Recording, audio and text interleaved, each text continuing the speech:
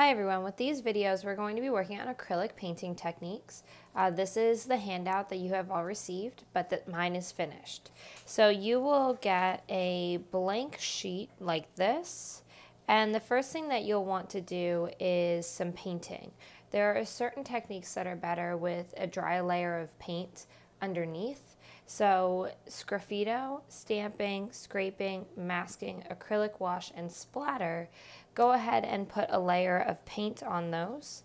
It's not terribly necessary to have a certain color or a certain value of color, but choosing one of your colors and painting them in all of those boxes is the easiest thing to do. So you can see in my studio area, I have the paints that I'm going to be using, my worksheet, a paper towel, my paint brushes, and a cup of water. So those are all the things that you will need as well. You don't necessarily need palette paper for this unless you are mixing up specific colors, but it is helpful. So the first thing that I'm going to do is a value gradation. So we have done this before with colored pencil, we have done this before with shading pencils, and now we're going to do it with paint. So the first thing that I like to do is take my flat paint brush. Okay, this is a flat because it has a flat top, and paint in some white into that area. If you find that your paint is a little thick, you can add a bit of water to it, but I wouldn't add too much.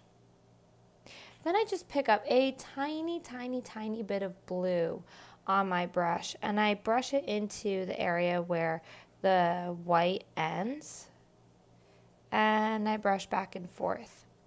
Sometimes taking your paintbrush and wiping it off on a paper towel will help get rid of that excess paint and allow you to brush out a little bit smoother without pulling all of that paint from your paintbrush into the areas that you want to blend.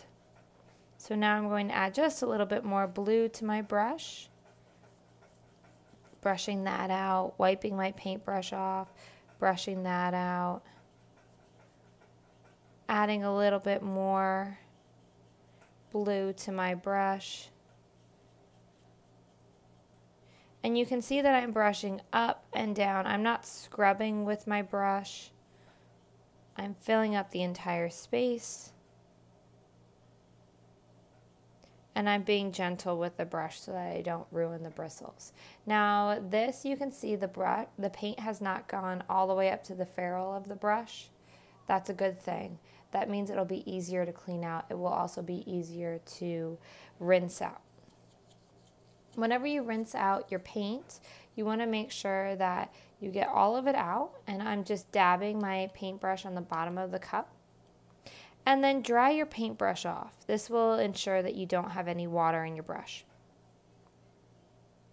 Now we're going to work on color gradation. It's very similar to value gradation, but I am going to be using the phthalo blue and then the yellow instead of phthalo blue and white.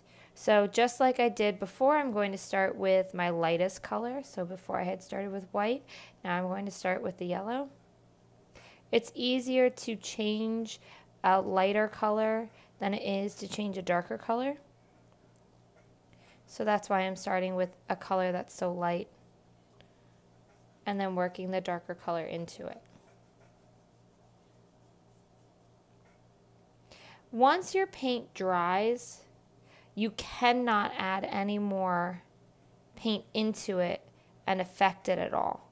So you want to work pretty quickly, or else you are going to get stuck not being able to make any adjustments to the paint on your paper. I have too much blue in my brush. It's really affecting that yellow area. So I can wipe my brush off, add more yellow, and then affect the area with yellow. You can see that I'm wiping my brush off quite a bit so that I get all of that excess color off. It makes blending paint a lot easier. Blending paint is one of my favorite things to do. So I've done this quite a bit.